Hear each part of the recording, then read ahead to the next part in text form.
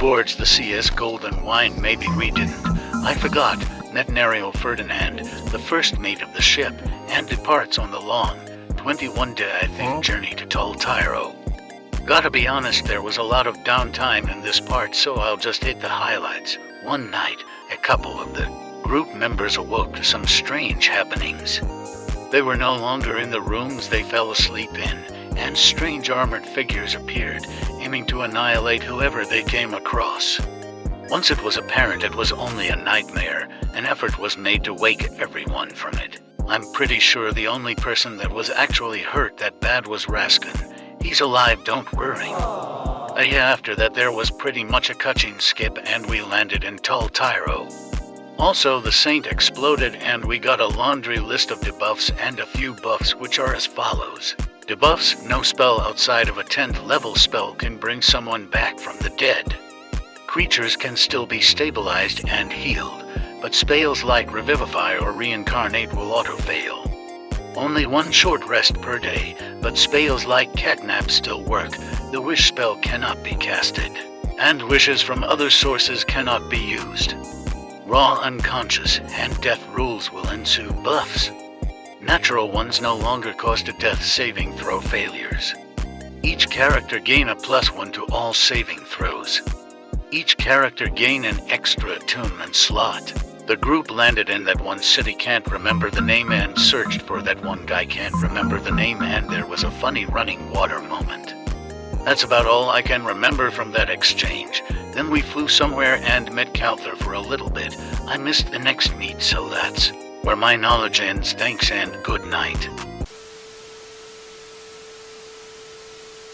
Calther notified us that he had emerged from the Shadowfell at a wizard's tower, and seemingly met the goddess of the wind and sky. We teleported to the wizard tower, which seemed to be devoid of life except for the woman the prior owner had left trapped in a force cage in his library.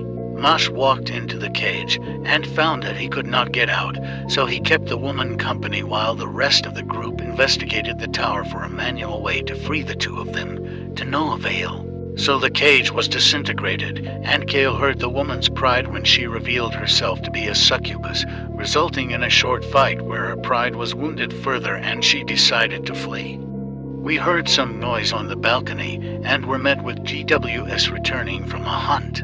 Believing Diallo to be the owner of the tower, a brief conflict began where eventually GWS tried to get Marcellus off the balcony. She was convinced that she had the wrong idea, and she agreed to travel with us. TLDR, traveled to the tower of a freaky wizard, met a goddess, Marcellus got off, and we can travel much faster. We then started making our way to Alora's position. I'm weed jorking killing bit, and by it, let's just say my peanuts, scavenger witch, also Diallo number 2.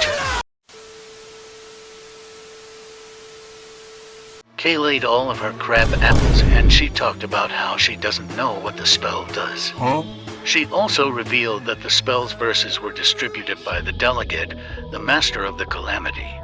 However, his reasoning for distributing this spell is unknown. Ettendem was a cakewalk, and there was no hardship or possible turmoil whatsoever.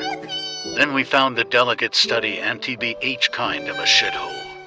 Homie didn't have shit, but he did have Scholastic Book Fair invisible ink that he used to leave a trail of backwards words that Mosh solved instantly. Because he is very smart, we deduced we needed to find a bar, so we enlisted the Tagalong alcoholic goddess to find it for us.